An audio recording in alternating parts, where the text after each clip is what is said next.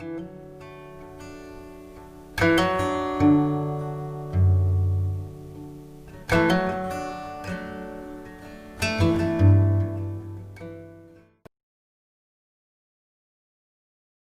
I'm Charlene Barbara Lindeman Singleton, and I was born March 13th, 1936. And I'm Laura Annette Lindeman Caza, and I was born March the 21st, 1939. Well, it's a pleasure to be in this beautiful place. This is the part of this property is part of the original Lindeman Ranch, and I know that when we drive in the gate, there's a sign that says Centennial Ranch. Just to set the perspective, could you explain what exactly that means? Well, actually, it means that the ranch has been in our family for 100 years, and we celebrated that in the year 2000. Actually, my grandfather purchased this land in 1900, and so he kept it, and then it came down to my dad and then to us, and we have it in trust to our children. Now, I know that there was in Blanco, and until very recent years, some confusion on the part of store folks in Blanco exactly which Lindeman that is. Could you just briefly explain? Yeah, that was my grandfather's brother's grandson. So that was Jerry Lindeman and his wife Mary Anna. And they owned that for many years, probably some 40 years. 40 years. And his grandfather and my grandfather were brothers. Now, what brought your grandfather here in 1900? Actually, my grandfather was born and raised here. He lived in a house that's still standing about 7 miles on down the San Marcos Highway from us. And when he was a young man, he and his brother bought 200 acres of this property. And that's where it began, with that 200 acres. And they cleared out with their hands and muscle and brawn and mule teams the cultivated land here. And do you know when the first Lindemans arrived? Is that in the history? I am not sure. Maybe Charlene might know that. No, but I know they came from Germany and they landed in Indianola. And first I think they went to Gonzales and then on up to Guadalupe County. So do you know if it was 1850s or 60s they've been here, or is it more recent? I think it was in the 1860s. The 60s. And how many brothers were there, or how many siblings were there of your grandfather? There were 7, I believe, 6 boys and a girl. Oh, really? So it was quite a large family. If I'm correct, is that right? 2 girls, Aunt Katie. 2 girls, okay. So are most of them and their descendants in this general area? There are some of each family, but the Aunt Katie she mentioned and a couple of brothers lived elsewhere, but the other brothers lived here. When you have family reunions, you gather under these trees? I regret saying we really don't have big family reunions anymore. We did when we were children, and but we do now. We'd always gather at the park, at State Park.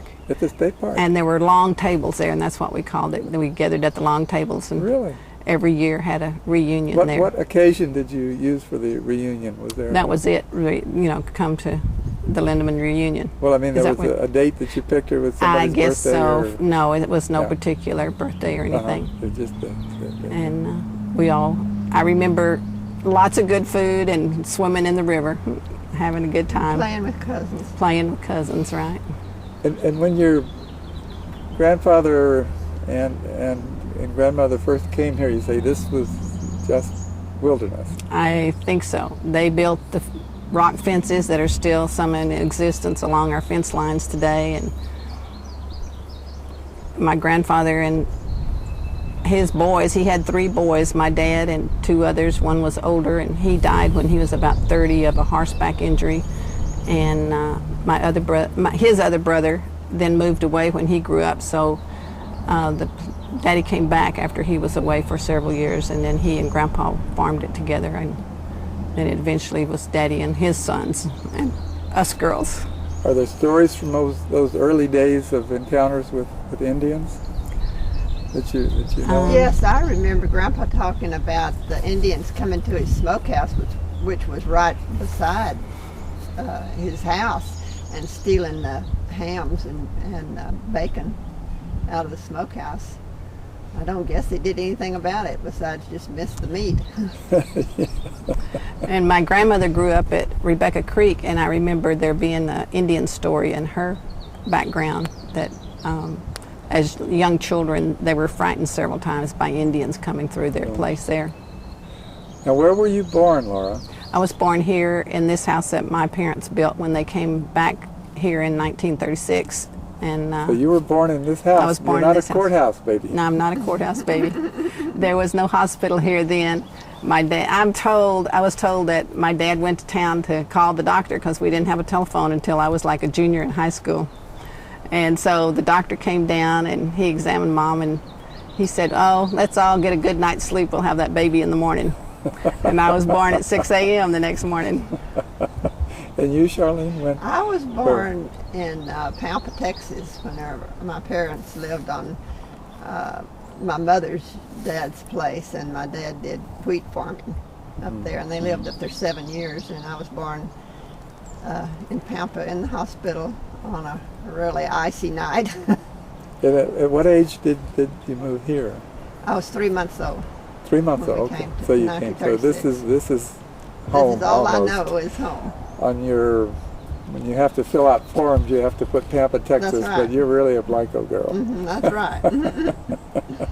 Well, what are some of your earliest memories of growing up here? I mean, the very earliest memories. What things do you remember? What things do you remember? Maybe your grandparents' stories that they told you, your parents? Well, I remember working a lot. And we, one thing I really remember is harvesting time. And we harvested the corn. Daddy grew corn and maize and oats. And whenever he harvested the oats, well, we had to cut it and then shock it, which is, you put it in a shock after it's in bundles, and let it dry, and then you come around with the wagon, and when the thresher comes, and they would pick it, the men from the community would come. Every time the thresher came, well, the men from the community would come along and help. Everybody worked together, and they'd carry it to the threshing machine, and the grain would be sacked, and the hay would make a great huge stack, and whenever they worked all day long. And where was the thresher machine? where was it? It would come to wherever you wanted it on your place. I see. They'd pull it out there. And then all the wagons with the grain would come, and they would put it in the threshing machine, and it would separate the oats from the hay. So these were horse-drawn Yes. wagons, Yes. not trucks. And then whenever Daddy did corn, he planted a lot of corn, and they were, in rows, and whenever the tossels came out and it made fodder, well, we would go in there with just a knife, and we would cut the tossel and the stalk down away from the ear of corn and not damage the corn because it was still maturing.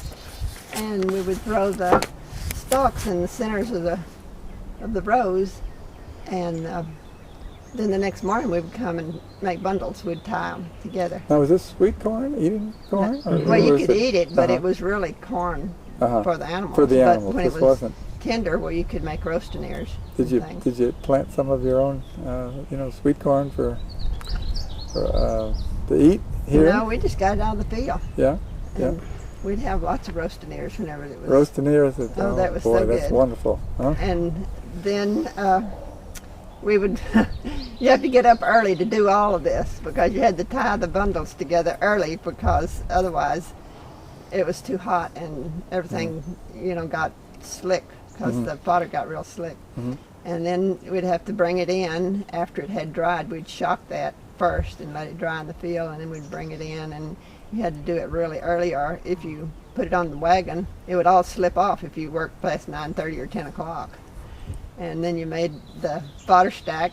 Daddy had a just a certain place where he had a lot where he, where the animals couldn't get to it, and he put all the hay and stuff and fodder in that lot.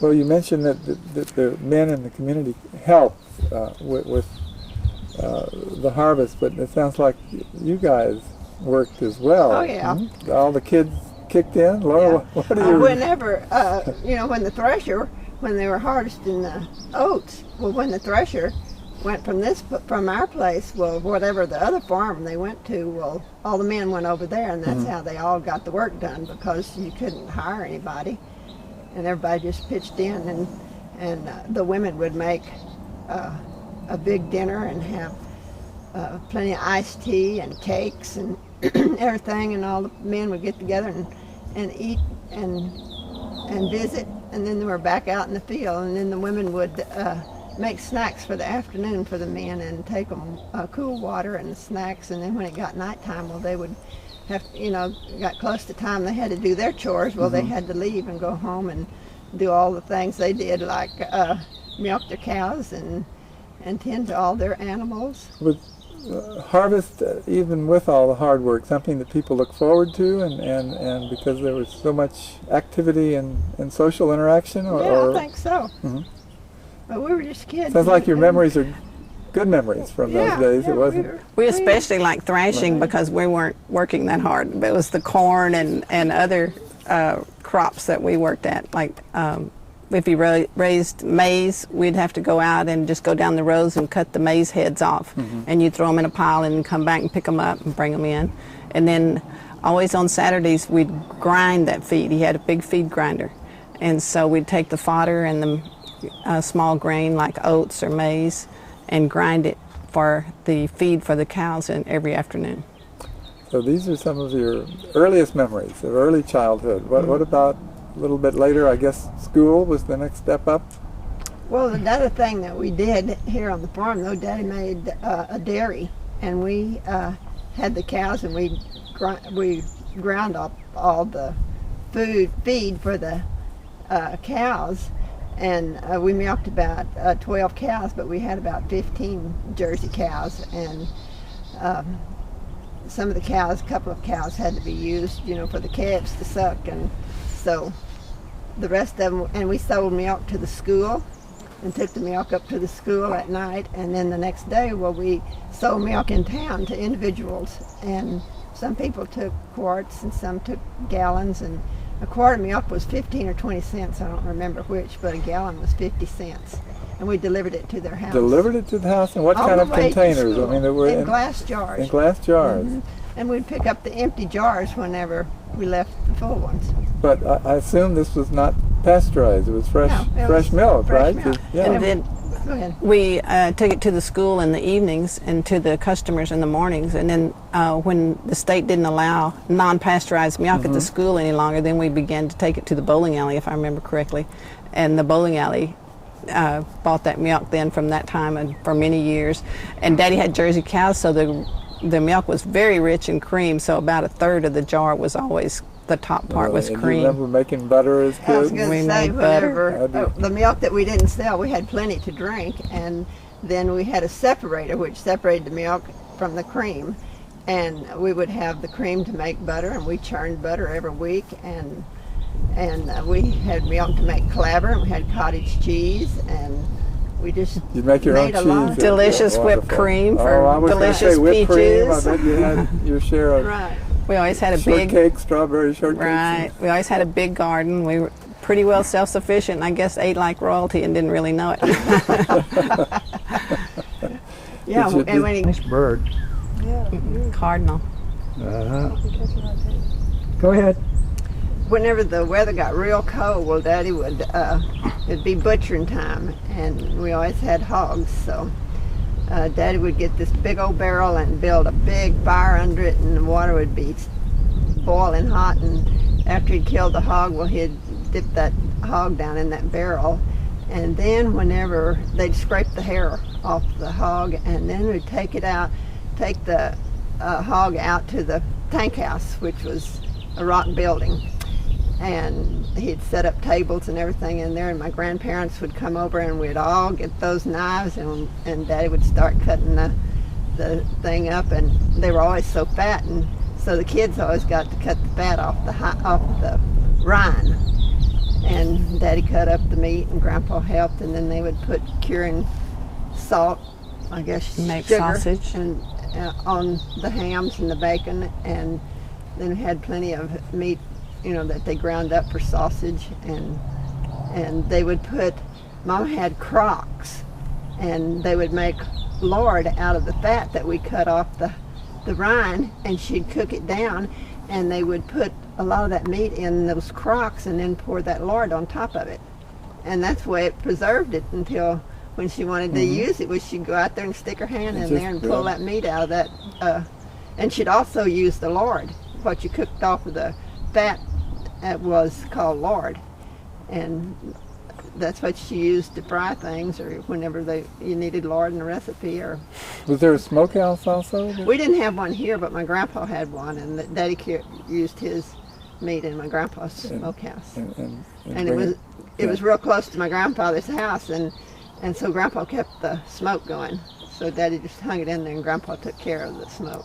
So this was still many years before electricity arrived in this area. Yes, and I remember when we got electricity. Do you really? Were you here at that time? Yes. Yeah. Uh-huh. What? Do you remember what year?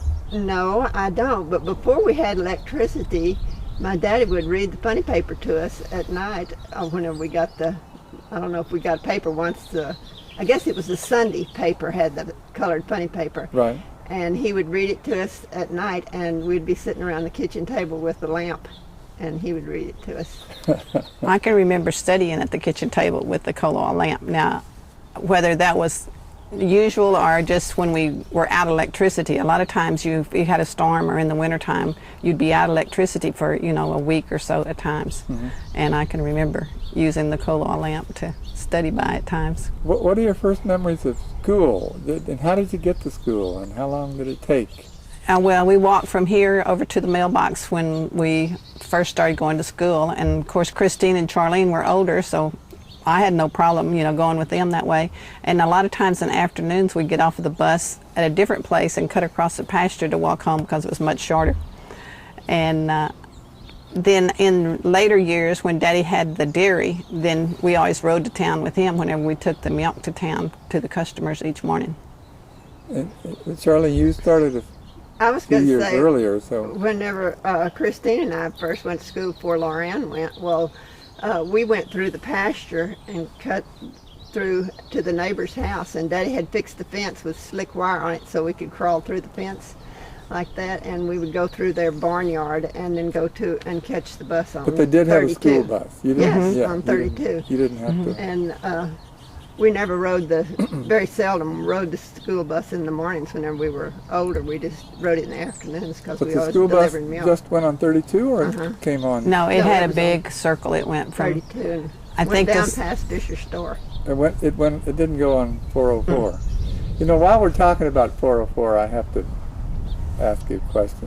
When I first, some years ago, moved here, I'd tell people where we lived on 404, and they'd kind of look at you like, kind of eyes glaze over a little bit, and I'd say Lindeman Lane. Oh yes, Lindeman Lane. But then a lot of folks would say, oh, Lindeman Lane, yeah, Lover's Lane. That's what I thought you were going to say. Yeah. It was always That's known what as it Lover's It Lane. used to be I Lover's could Lane. sort of guess how it got that name, but what do you know about that name? That's all I know is that people did stop down there by the river, and you'd see two people in the car sometimes, and sometimes you didn't.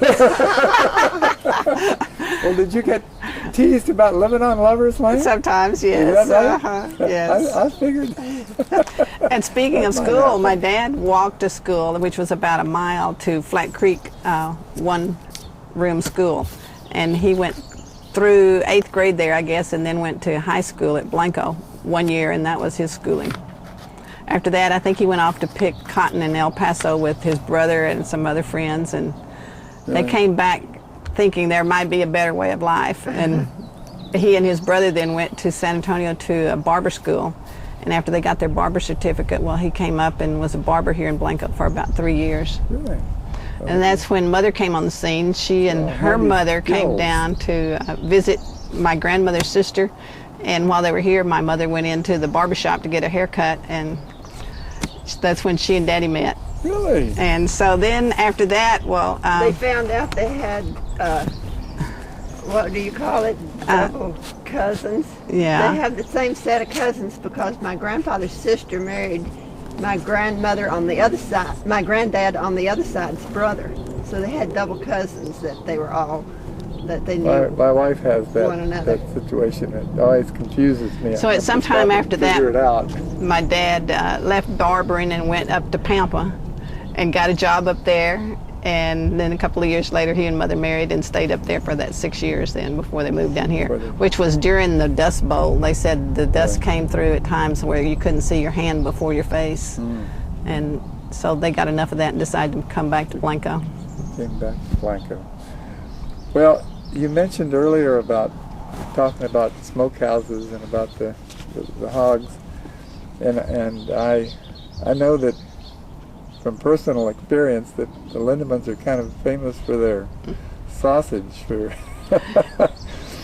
pork and venison sausage. Does that have a story? I mean, you've been... No, but when she was telling about it, I thought, yeah, and Grandpa always smoked it for Daddy, and then when we got up and away and we'd come back and hunt deer, well, Daddy would smoke our sausage for us while we weren't here. So Laura, I've heard some folks in town say that, in the county, tell me that you're one of the best hunters in this Blanco County. What, is there some truth in that? No, not a bit. But anyway, I do enjoy hunting. and tell us about your we hunting always what and when. Well, the hunting's always in the fall, and my dad always hunted, and so when I came back after being in college and being away, well, I took it up and have always enjoyed hunting. And we always butcher and dress our own deer. We've never taken one to the locker plant, and we make our own sausage for years and years and years, but now we do take our sausage in to have it made. And we ought to tell about Mama worked 18 years at the Blanco locker plant and learned all the good cuts of meat, and she taught us how to taught Daddy and butcher. And the ones that was interested. I wasn't too interested. My problem was, my job was always wrapping the meat. I didn't like to get my hands in it.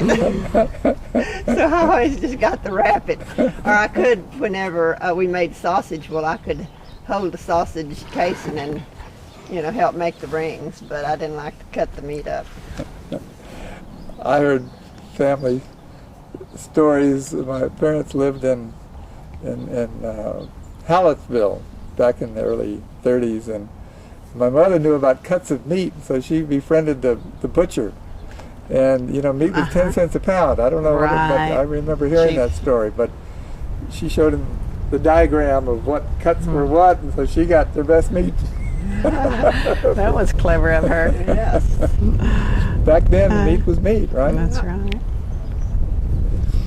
Well, what in your own lives? How did the direction of your life? What direction did your lives take after you grew up and finished your schooling here? And well, when I graduated from Blanco High School, that summer I went to Austin to Durham's Business College and took a business course, and I got a job with the state after working at an insurance company for a while, and then I got a job with the state and worked at the state and met my husband, and we got married, and we lived there 43 years, and he retired before I did, and the day I retired, we came to Blanco, and that was it. You were counting down for that day. That's right. Yeah. And when was that, Charlene, when you got back here? 1998. We came back in 1998. And we were building a house, so we came in a camper and lived in a camper 2 months while they were finishing building the house. Now, your property is part of the original family ranch, or is it? This is something that Daddy added to the property. I see. And I think he bought it in 1962 or 63. I know I haven't been back over that way for a while, but I remember you had a nice donkey back there. Yeah, we still have a donkey back there.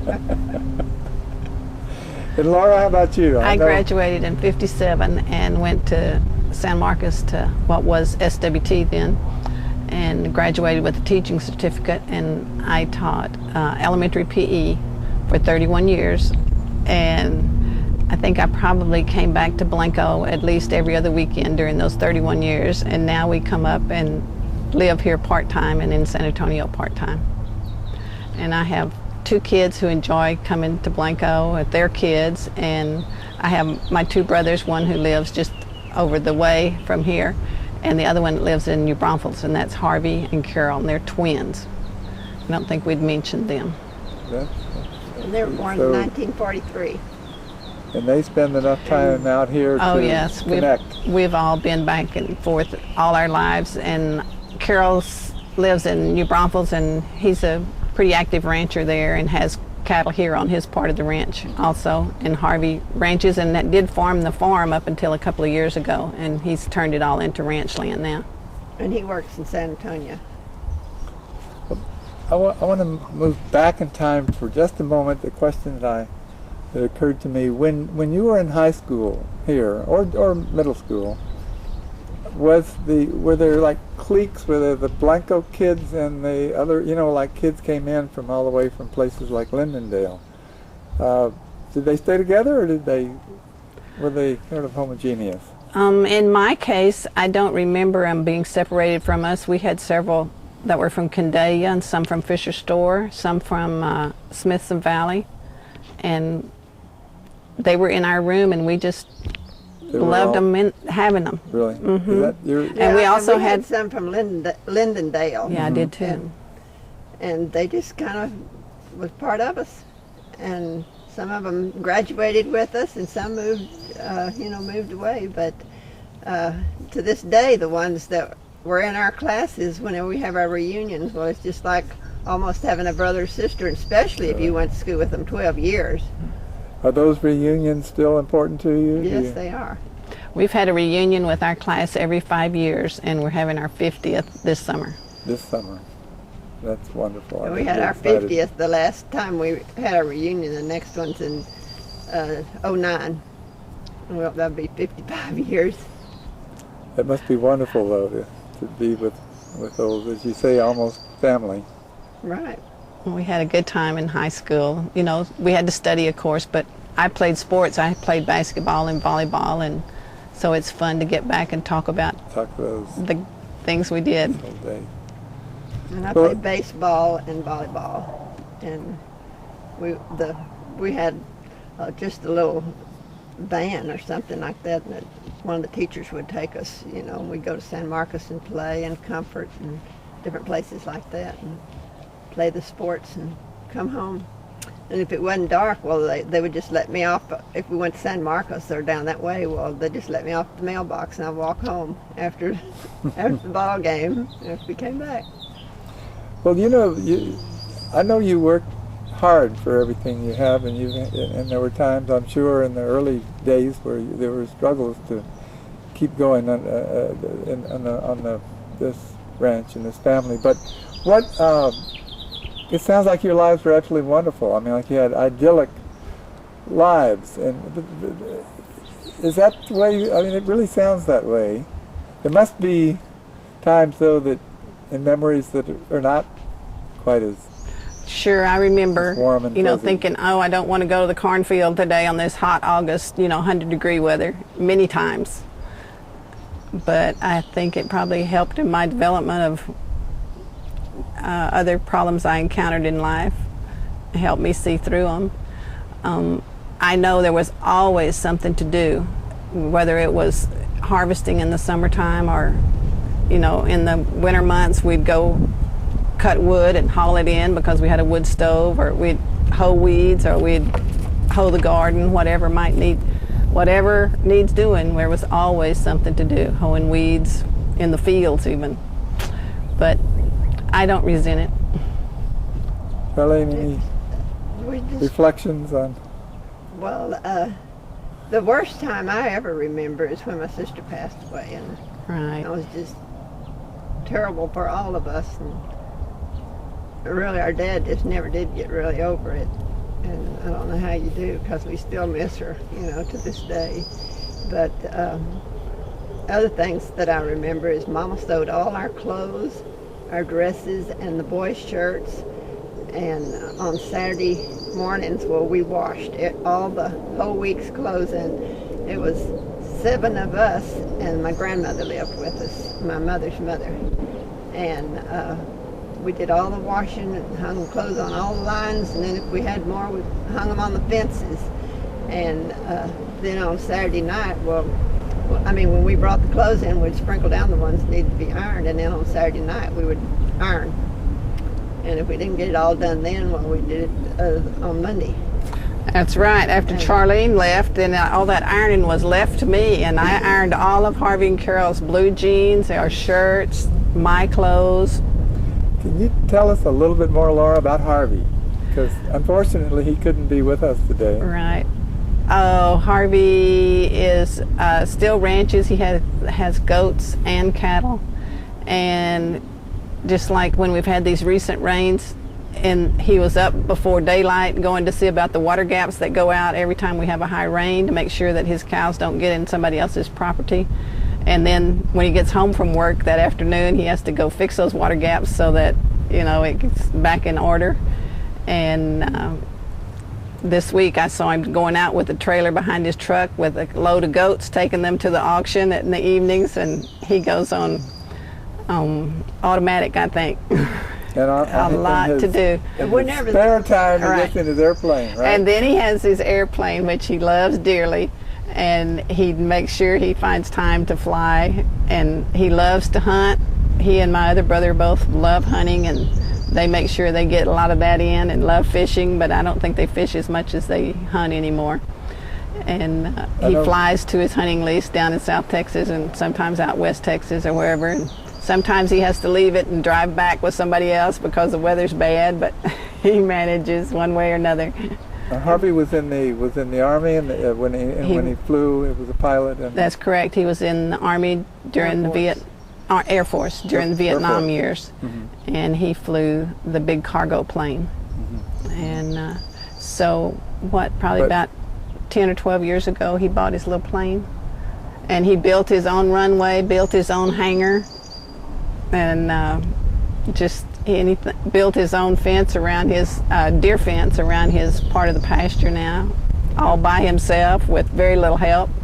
When the boys were growing up, if Daddy broke something on a plow or a drill or whatever, he never had to call the mechanic because Harvey would figure it out, and him and Carol would fix it. Harvey would be the mechanical mind, and they figured it. He figured it out, and then him and Carol together fixed it. So Daddy probably very seldom had to take anything to be fixed because the boys knew how to do it by doing it. They learned by doing it. Sort of an interesting story too is when I graduated from high school, we all came down with the mumps, including Daddy that summer, and he was very, very sick, and all the harvests need to be taken care of. And Carol and Harvey, only being in the 8th grade, harvested all the wheat that summer by themselves. One drove the tractor, and the other took care of the combine. And then they got the mumps. After the incubation period. Right. Harvey has lived here most of his life, except for... No, actually, he moved back about 15 years ago, I guess, and then has commuted back and forth to San Antonio,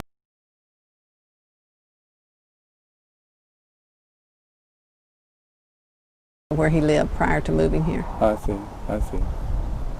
What were some of the forms of recreation when you were high school age? How did you? This is not terribly far from town, but I'm sure there were things you did that didn't require going to town. Kind of what I remember is after we had the cows milked and the chores taken care of, which we had daily chores every day to feed the chickens, feed the cows, feed the hogs. Every animals had to be taken care of first.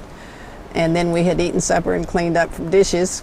Then we could play, and we made sure we had time to do that. I remember loving to play a game called Annie Over, which was just throwing the ball over the house. and running around. And trying to catch the one that threw the ball. Right, and then other games that kids still play, I'm sure, is hide and Swing seek. as high as we kick could. the can. Sometimes we would, and we had swings right here in this. We would swing twist it up from just this as tight as we tree could and turn let loose, and we'd just swing just as high as we could.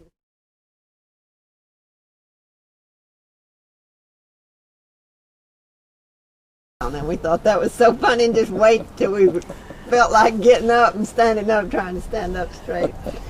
But we also, whenever the boys got bigger, well, we had right here in this tree, way up there, well, they had a rope and a ladder, and you could climb up there to one of those big limbs, and you'd take the swing with you, and you'd get on that swing, and you'd just go swinging off and swing back and forth until, you know, you could drop down then and get out of the swing. But that was really fun. Until one day I jumped off and the rope broke. And I remember... You broke too? Yeah, I remember laying there, and Mother, the next thing I knew, Mother was over me saying, you know, wake up, wake up. And so I survived it. Were you the more active than? Oh, I don't think so. I think we all were. I think we all were. We had a horse too, and we would ride the horse to check the sheep in the pasture, and we would ride the horse for fun, and ride the horse over to my grandparents' house. And when the boys were growing up, well, we had one bicycle for all of us to ride, and we did have a girl's bicycle while us girls were growing up, but Daddy bought a boy's bicycle for them. And one would ride the bicycle and the other would ride the horse, and they would race up the lane and back. One on the bicycle, one on the horse. Racing. Well, and we used to roll on barrels too. Daddy would have barrels, empty barrels, and we'd get on those barrels and roll and see how long you could stay on there without falling off the barrel.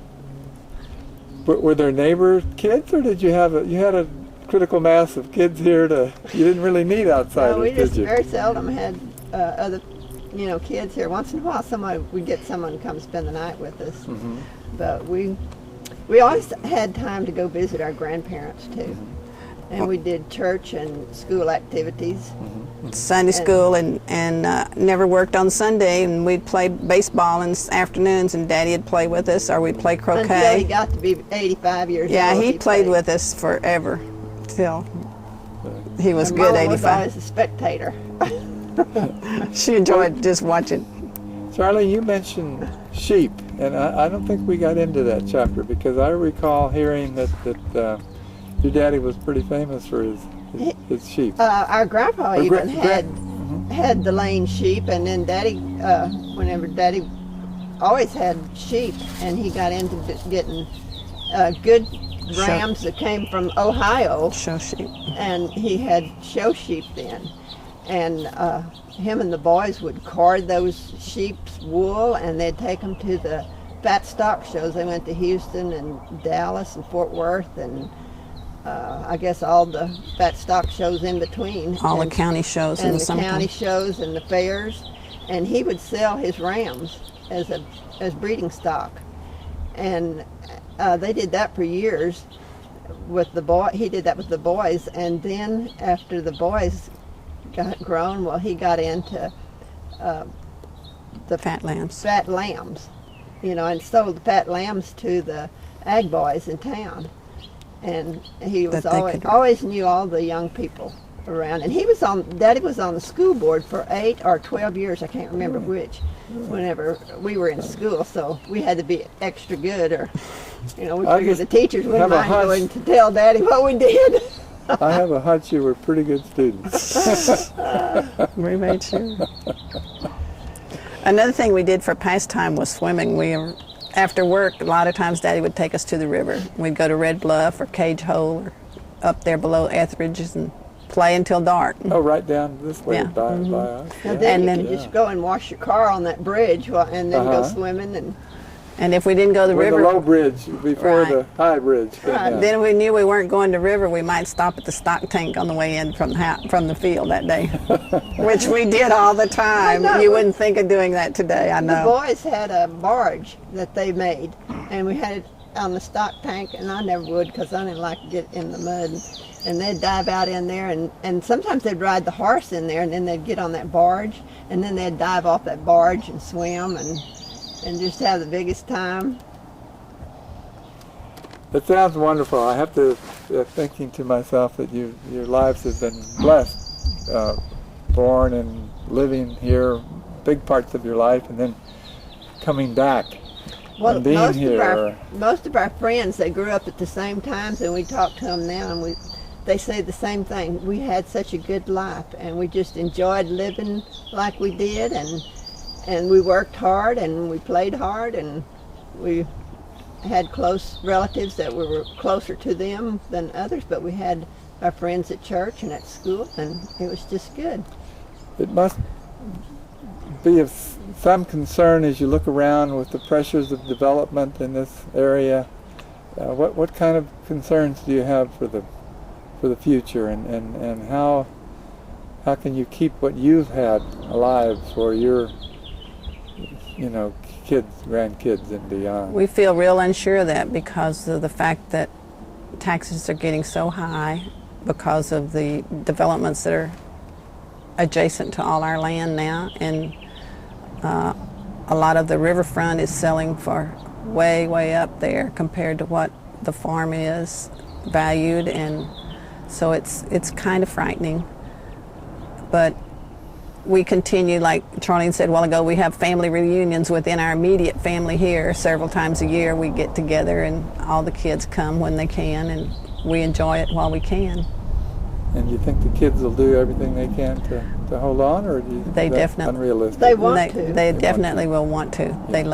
They love the place. Sometimes you're forced to do things you don't want to have to do. That's right. This is where all the holidays were spent, and so I live in San Antonio and Blanco, and I don't think that my children have been to San Antonio maybe 3 times in the last 10 years. Yeah. We meet at Blanco. Well, Laura and Charlene, this has been wonderful talking with you. I've enjoyed it enormously. And are there things that we have missed or Well, in thinking about your interview, I was thinking today that I think we all have the land within us, in our hearts. Charlene loves to garden and has a beautiful garden every spring. And Harvey's been farming and ranching continuously. Carol ranches. I kind of hold up my end by piddling with the yard and garden, and I don't have so much as a garden as flower beds, and so I guess it's kind of pretty well ingrained in us. That's part of you. But one thing we didn't mention. Part of you, and you're part of it. Yeah. One thing we didn't mention that I'd like to mention was a windmill. We used to have a windmill, and it had, it brought up all the water from the well that we used for animals and for us, and Daddy had a barrel out there, and we had a big faucet that came right from the pipes in the well, and he would run the water in that barrel, and we would drink that water. And in the summertime, if it got mosquito larvae in there, well, he would put so much Clorox in there to purify it, and we drank that water. Sometimes it tasted a little bit yes. like Clorox, yes. But we drank that anyhow, and I kind of miss the windmills. We don't have them up anymore. We have our electric pumps, but we still have the wells. And when we were kids, we had a wooden bucket with a dipper in it in the house that we drink out of. That's right. And I have that wooden bucket for our magazines today. When I see these wooden tables and chairs out here, and benches, I can almost picture eating watermelon in the summertime. I assume we do that. There's been a few watermelons. Certainly was. Lots of watermelon, lots of homemade ice cream. Lots of homemade ice cream. On the kind of freezer, you had to have someone to sit on it whenever it got near to be done. Well, you had to have somebody sit on the freezer so you could keep turning it till it got good and ready to eat. Yeah, and then we'd pack it up and put a quilt around it, and then we'd go play, and then after a while we'd have ice cream. Was ice available back in? In the early days, I guess they were. How far did you have to go for ice?